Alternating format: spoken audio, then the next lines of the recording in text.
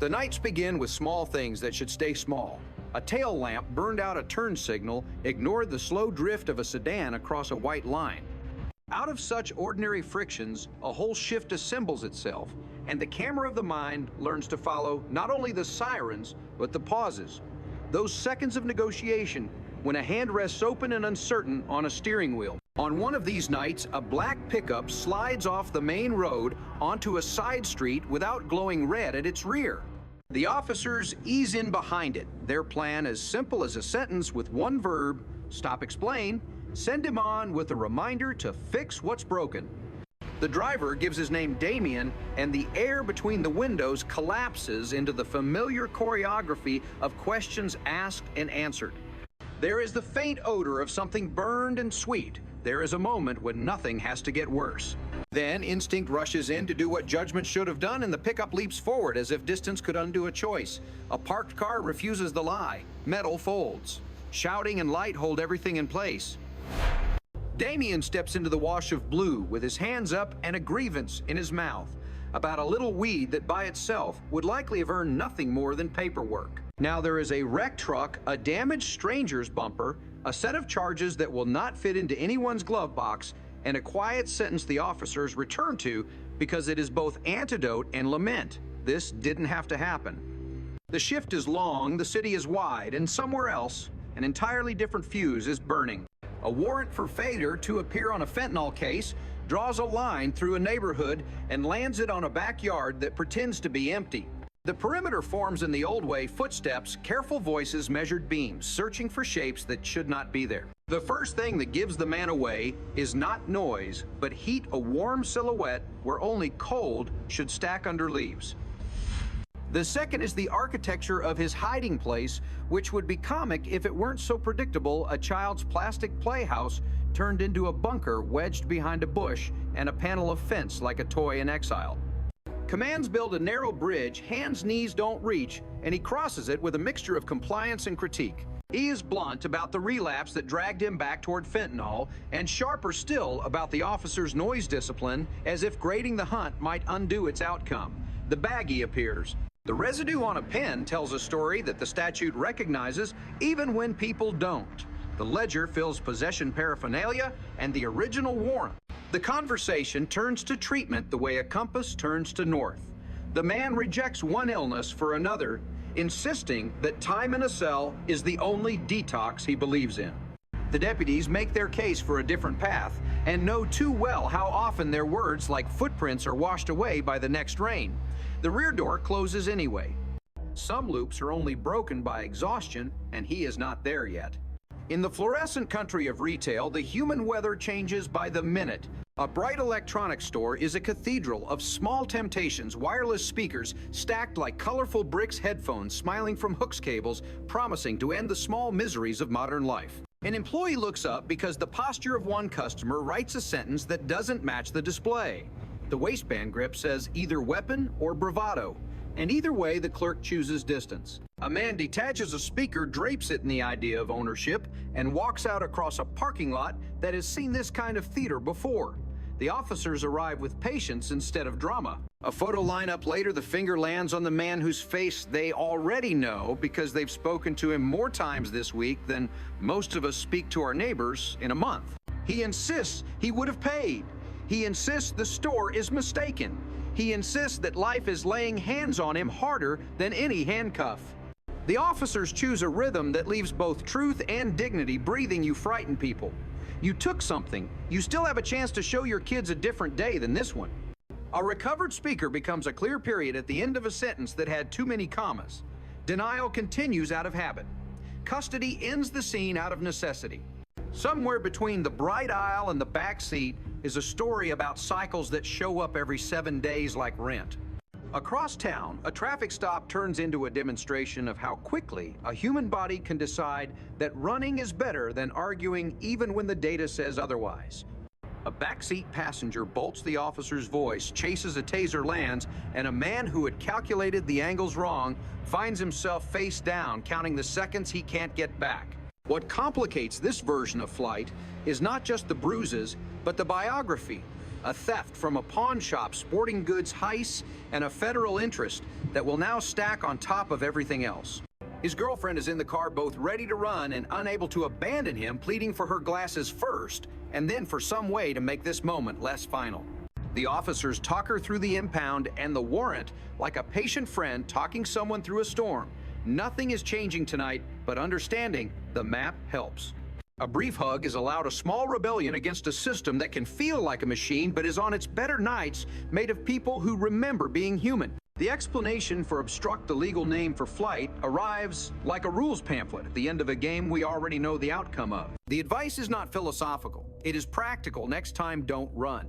It preserves options that panic erases. Technology arrives without swagger, but with an authority most arguments can't dent. Detectives have been watching a set of breadcrumbs on a screen pings that suggest stolen motorcycles are nesting in a row of storage units. The air unit lifts like a quiet promise, and from its vantage point, patterns that hide at ground level become simple diagrams. A tan pickup with a trailer backs into position. A ramp turns a rectangle into a sentence that reads, like intent. Another vehicle arrives, a sedan, whose driver carries a lanyard and the look of access. The drone pilots talk in a stream that sounds like a script for ground officers, threading a maze clothing descriptions, vehicle positions, the physics of who can block whom. Doors close, and that small sound is the cue for movement. Two officers peel left toward the pickup and trailer, others arc to the car. On the pavement, stories collide with probability. A woman tries on the explanation of inheritance and furniture. The officer offers sympathy that does not extend to abandoning logic. Consent is requested but not required. A warrant is obtained instead of a shortcut. The latch on the trailer opens, transforming conjecture into evidence the bikes are there. The story is over, the paperwork begins. What feels new in this scene is not the theft, but the choreography that made the recovery inevitable. Drone and radio patience and timing all layered into a procedure that reduces risk without reducing care. The sky in this instance is an unimpeachable witness. The shift's tempo can change on a single bark. In a quiet block, a dog's insistence advertises a stranger in a yard and neighbors who have learned not to dismiss their animal's certainty call. Officers choose soft feet over loud engines and eat distance and zigzags to keep the angles in their favor. A figure breaks from behind an outbuilding and sheds a backpack as if weightlessness could erase identity. Fences become instruments, played out of tune one, climbed smoothly, one stumbled, one misjudged entirely. When the suspect lands wrong, it is not a curse that follows, but an ambulance request, because ankles care nothing for intent. The pack has a small autobiography inside phones, with histories that don't match the face-shaped keys that speak a dialect of theft. A compact pistol smelling like the last hand that held it. A serial number confirms what the street already suspected. Arrest in this context isn't drama. It is a formality written by objects. The dog is praised, the neighbor thanked, and the street resumes its role as a place where familiarity is safety. A license plate reader sings out on a car that doesn't look worth the trouble, which is usually when trouble hides. The stop is cautious and conversational because experience advises both. The driver floats a raft of borrowed times and borrowed cousins that start taking on water as soon as details are requested. In the back seat, a toolkit sits like a resume, a pry bar with a new scrape, a spring punch that wants glass, a flashlight that knows where to look. The officers widen the frame to include time and place, and the serial arithmetic of opportunity, and the story collapses into the sentence that always sounds both honest and tired. I just needed a way to make money. The counter sentence is shorter and solid, not like this. The car goes to the yard, the tools go into bags. A neighborhood gets to sleep with fewer footsteps outside its windows tonight. Not every emergency is a crime, and not every save leaves fingerprints. In an alley that glistens with the fat of a kitchen that never closes, a young man leans into a wall as if it could be a parent. His breath has forgotten its job, his lips are shading the wrong color, and his friend's panic is a rhythm that makes no music at all. Narcan is not theory here. It is the small bottle between a phone call and a funeral. The officers ventilate, deliver, and wait, talking the friend through the nausea that returns with life, asking for numbers that connect this body to people who will pick it up, insisting on the indignity of a ride to the hospital because Dignity is meaningless without a pulse. When the ambulance doors fold shut, the alley goes back to being a place that is invisible to most of the day. Tonight, it has a memory it will never share. There is also the ordinary mercy of not making something worse. A convenience store clerk asks for help with a woman who is both stealing and not built for the kind of scheming that makes theft lucrative. Her hands shake as she puts things back. The store does not want to punish. It wants to breathe. The officers write her a trespass that is both boundary and warning, and talk to her like someone who still has routes back to herself. It is a small incident that will never be litigated in anyone's mind but her own. And it is precisely in these small spaces that a city either frays or knits. The job scaffolding is made a procedure more than muscle. You can hear it in the way an officer narrates their hands before they disappear from view, in the patience of a sergeant who tells a frustrated partner that a warrant is a better investment than a hunch in the tempo control that keeps mental health call from tipping over into a fight with a man whose enemies are invisible to everyone but him. Crisis intervention is not about persuasion in the Hollywood sense. It is about structuring a choice so that the safest option remains possible. A ride without sirens, a paramedic who says a name before a question, an approach that treats fear as something to be respected rather than argued with. These are the ground-level technologies that matter as much as any drone. By the time the sky begins to gray, the ledger of the night is long and varied. A tail light that could have been a warning became a crash and a lesson. A plastic playhouse that usually shelters laughter turned into a hiding place and a confession about relapse.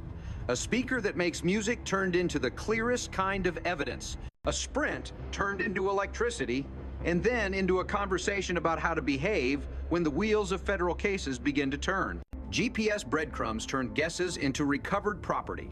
A dog earned its dinner by telling the truth without words. A toolkit confessed more eloquently than its owner.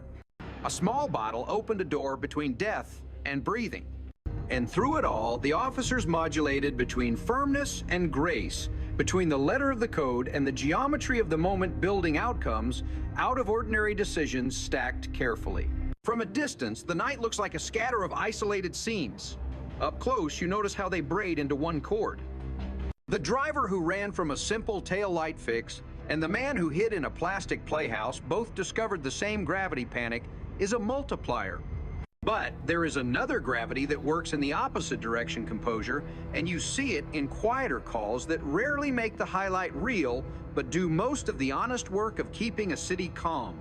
The call comes from an apartment where the lease is a battlefield and the calendar is the enemy. An eviction standby is never heroic. It is procedural sorrow. The deputy meets a landlord who drags a plastic tote full of documents like a life raft, and a tenant who stands in a doorway with two truths and no plan. There is nowhere to go, and the order is valid. The law here isn't an argument. It's a clock that already chimed. The deputy reads the paper, then reads the room.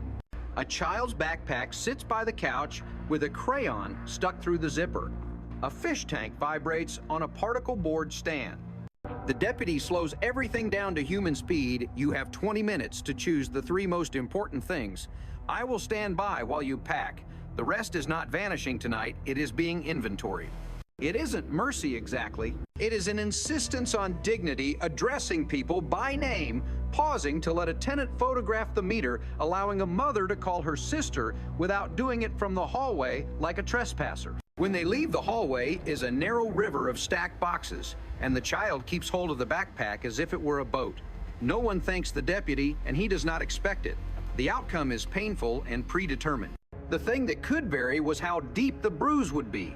Tonight it's shallow enough that tomorrow can still flex around it. Elsewhere, that same patience becomes structure at a corner where car clubs sometimes turn asphalt into an arena. A street takeover text thread has done its usual work, 24 cars, a larger audience, cell phones held high like fireflies. Tires burn signatures into pavement, and the drifting circles look like performance, until you glance at the curb where families watch, and there's no barrier between thrill and regret. Marked units don't plunge straight in. That would only scatter the danger into residential side streets. Instead, unmarked cars anchor the exits while air support reads the pattern from above, and when the sirens finally sound, the angles leave only one safe place for the drivers to go nowhere. The foot chase that follows has the expected choreography. A masked driver ditches his key fob in the fourth lane like a magician. Palming a coin, a passenger sprints into a median. Somebody thinks jumping a hedge will erase a license plate that drones have already memorized. It's all over in minutes. Tickets toes an impound lot that will teach a financial lesson harder than any lecture. What matters most is what doesn't happen. No car spins into a stroller, no teenager becomes a headline. The city wakes to black circles on the asphalt and no funerals. On a service road lined with warehouses, catalytic converter theft has become a nightly cottage industry, the kind of low-drama crime that still drains neighborhoods of sleep. The call is simple: a truck on a jack where no truck should be at 2 a.m. And the approach is even simpler. Dark cars cut lights early, the quiet walk. Two figures are under the chassis when the first command lands, and both try to reverse time by wriggling backward like eels, which is difficult when you're holding a battery-powered saw that's still warm. The tools tell the story: spare blades dusted in ceramic powder, a hydraulic jack, a lookout's phone streaming a group chat of license plates to avoid.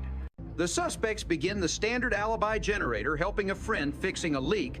Thought it was our truck, while the camera on the officer's chest records the underside of the vehicle and the bright gap where a converter should be. The business owner arrives sleepy and angry, but anger evaporates when he sees proof. He signs a statement and asks a question that sounds big, but is small in this moment. Will they actually stop? The deputy answers carefully tonight: yes, for a while probably. And that is, in truth, a lot. The truck is left low but safe, and the neighborhood sleeps easier, not because crime is over, but because repetition was interrupted. The night allows for a different kind of interruption to training. Between calls, the sergeant parks in a dead-end lot and runs a scenario with a rookie. It's not dramatic, a mock stop with a role-play driver, but the stakes are secretly high. Where do your eyes go? Where do your hands rest? Can you tell a driver what you're doing before you do it so they don't invent a story about your intentions? The sergeant makes the recruit repeat the lines out loud until the cadence stops, sounding like memorization and starts sounding like ownership.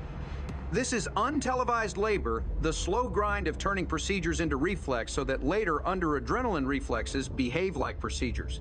When a real stop follows a weaving sedan at 1:40 inches the morning, the recruit's voice lands clear and even exactly as rehearsed, and the driver's shoulders drop in visible relief, because clarity is a sedative when you're not sure what you're in for. At a park, well past midnight, sprinklers are doing their slow circles, and a row of benches holds two men and a duffel bag that looks out of place. The first man is chatty in the way people get when they'd like to be forgettable. The second is quiet in a way that doesn't quite scan as shy. Consent is requested and given. Inside the duffel, there's an odd assortment: laptops, tablets, a roll of high-end headphones, a laser engraver kit still in its foam. It's a mobile pawn shop with better lighting. Serial numbers begin to speak. One device whispers a home burglary report from earlier in the evening in a neighborhood 3 miles away. Another matches a car break-in report from a gym lot.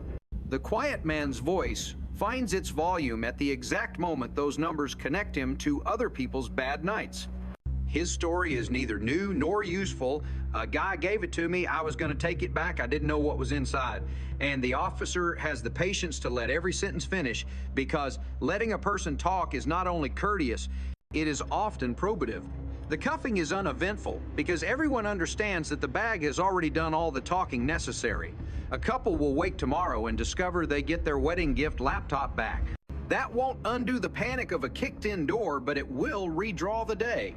There is also the business of finding people who are not where the court told them to be. A warrant service in an older duplex feels like knocking on memory curtains that have been there for decades, a cane on a rack that says someone else used to live here. The man they're looking for is not dangerous so much as unpredictable. He answers the door too quickly, like a host greeting late guests, and then remembers he's not throwing a party. The conversation is almost tender. He's missed probation check-ins because he can't bring himself to stand in a line where the clock feels like judgment. His job ended. An injury aches like a debt. His temper is a stick of dynamite he claims he no longer lights. The deputy listens because listening is cheaper than force and often buys more. They take him in, but not with humiliation. he asked to put on a different shirt, and they let him watching his hands for sudden ideas and giving him the small dignity of choosing which shoes to wear to jail. Policing sells itself on big saves. It survives on hundreds of these small, respectful captures that keep tomorrow's temperature a little cooler. The overdose call returns like weather you can set your watch to. This time, the patient is older, and the setting is a stairwell that smells like old carpet. The relative who called is embarrassed, afraid of neighbors, ashamed of the emergency defensive, without meaning to be. The deputy doesn't carry shame. He carries a bag with Narcan and a pulse oximeter, and a voice that is firm without being sharp. The dose hits breathing, fights its way back, and for a minute, everyone trades places on the seesaw of relief and anger. The relative wants guarantees the deputy cannot give. He gives the one he can. We will not leave him alone tonight. A ride is secured, a bed is promised, a pamphlet that nobody reads fully is folded into a wallet that rarely opens for anything but ID. It's easy to be cynical about such moments until you remember how many people credited their second chance to a night when a stranger refused to be tired. The booking room is its own chapter where the camera usually fades out, but the work continues. Paper replaces adrenaline. The man with the stolen backpack complains about his ankle and gets it wrapped. The street racer with the smoky tires signs a property receipt for a phone that will sit in evidence like a diary with a lock. The speaker thief alternates between wanting to call his kids and insisting he does not in fact have kids. The deputy doing intake asks the same questions in the same order because sameness is a safety device here. Do you understand? Will you answer? Do you want medical? On a whiteboard in the corner, someone has written the line that governs this space better than any official motto. Slow is smooth, smooth is fast. In a place where frustration is thick, tempo is the lever that pries conflict loose. One more call before shift's end drags everyone back into the open air, a silent alarm at a small auto shop where a side door is ajar. The owner's name is on file, and he meets them with a ring of keys that jingle like a soundtrack for worry. Inside, nothing looks rifled until you look properly. A cash box is gone, a wall safe is half dragged from its mount, and in the alley, there is the half moon of a fresh shoe tread in a patch of dust. The K-9 team gets the easy part, follow the invisible river of scent, and the officers get the hard part, keep the perimeter, while patience pretends to be boredom. The dog pulls right at a chain-link break where weeds lie folded, then left toward a dumpster where somebody expected a truck that didn't arrive. The suspect is crouched in a shadow so close you'd swear you already checked there. He explodes upward, runs 5 steps, and stops, because the dog has explained the future to him in a language everyone understands. The cash box is under the dumpster. The pry bar is near the fence. The wall safe will need 2 men and a dolly tomorrow. The owner thanks the deputy twice, once aloud and once, with a relief that collapses his shoulders.